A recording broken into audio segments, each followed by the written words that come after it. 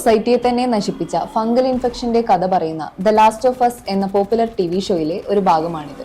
മനുഷ്യരെ സോംബികളെ പോലെ ആക്കുന്ന ഒരു ഇൻഫെക്ഷൻ പടർന്നു പിടിക്കുന്നു.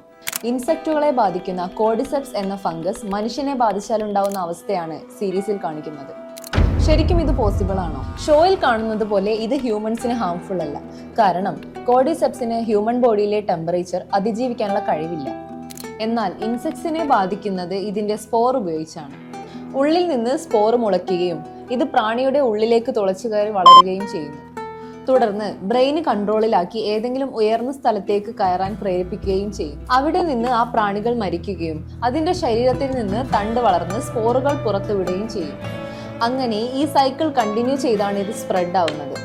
ഇതിന് സോംബി ആൻഡ് ഫംഗസ് എന്നും അറിയപ്പെടും.